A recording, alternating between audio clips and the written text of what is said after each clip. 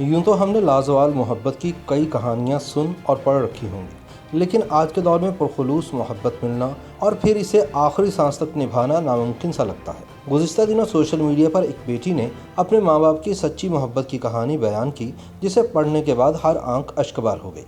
ये जज्बात से भरपूर कहानी देखते ही देखते सोशल मीडिया पर वायरल हो गई। खातून ने कहानी के साथ साथ अपने माँ बाप की कुछ यादगार तस्वीर भी शेयर की है। वो लिखती हैं कि इनके वालिद की 5 बेटियाँ थीं। जब इनके वालिद शाम को काम से घर वापस आते तो हम बहनें लाइन में खड़ी होती ताकि उन्हें बोसा दे सके, लेकिन अब्बू सबसे पहले हमारी अम्मी को चूमते थे क्योंकि वो इनकी पहली मोहब्बत थी। खातून ने अपनी तहरीर में लिखा कि छुट्टी वाले रोज़ हम सब गाड़ी में सवार होकर लॉन्ग ड्राइव पर जाते थे। अब्बू घंटों गाड़ी चलाते और हमारी अम्मी के लिए गाने भी गुनगुनाते, लेकिन हमारे लिए ये कोई निराली बात न थी क्योंकि हमें इसकी आदत हो चुकी थी। लेकिन हमारे मुआशरे में यह अनोखी बात समझी जा सकती है। जब त्योहारों पर भी हमारी फैमिली इकट्ठी होती तो अब्बा हमारी अम्मी की तरफ देखकर पुराने रोमांटिक गाने गाते और अम्मी को इनका ऐसा करना बहुत पसंद था। अम्मी सिर्फ हमारे अब्बू की पसंद के कपड़े पहनती और उन्हीं की फेवरेट सुर्ख रंग की लिपस्टिक लगाती थी। वो बाल भी बिल्कुल वैसे बनाती जैसे अब्बू को पसंद थे। यहाँ तक कि वो बीमार होती तो भी ऐसा ही करती ताकि अब्बू को अच्छा लगे। खातून लिखती हैं कि फिर अचानक हमारी खुशियों भरे घराने को किसी की नज़र लग गई। एक रोज़ पता चला कि अम्मी को दिमाग का कैंसर है।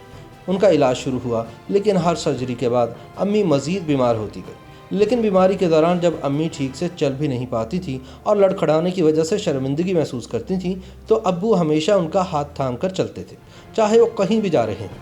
अब्बू इनके बिस्तर के पास ही बैठते और इनके गालों को सहलाते रहते। इनके सराहने बैठकर कुरान पाक की तिलावत करते रहते जब तक इनके होंठ खुश्क ना हो जाते। खातून के मुताबिक अक्सर औकात तो अब्बू जान कुर्सी पर बैठे बैठे ही सो जाते, लेकिन जब उनकी आंख खुलती तो फिर से तिलावत करने और दुआएं पढ़ने लगते। मुझे याद है कि जब अम्मी की आखिरी सांसें थीं और उनकी रूह कब्ज़ हो रही थी तो अब्बू जान इनके करीब होकर बोले, तुम अकेली नहीं जाओगी, मैं भी तुम्हारे साथ आऊँगा।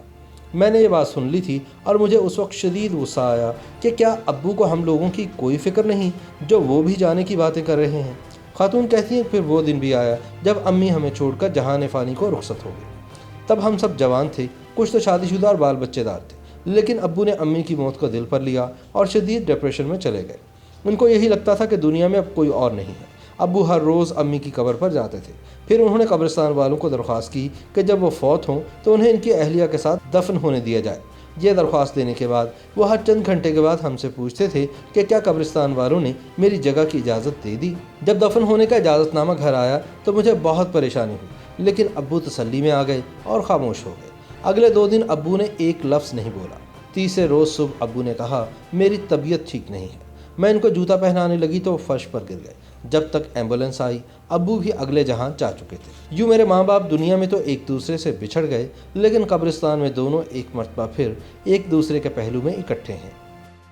YouTube पर गूगली न्यूज देखने के लिए youtube.com की सर्च बार में गूगली न्यूज टीवी टाइप करें। गूगली न्यूज के पेज पर सुर्ख रंग के सब्सक्रिप्शन वाले बटन पर क्लिक करना ना भूलिए। YouTube पेज पर अपलोड होने वाली वीडियोस से बाखबर रहने के लिए बेल आइकन पर क्लिक कीजिए। आपको हर नई वीडियो के बारे में नोटिफिकेशन मौसूल हो जाएगा।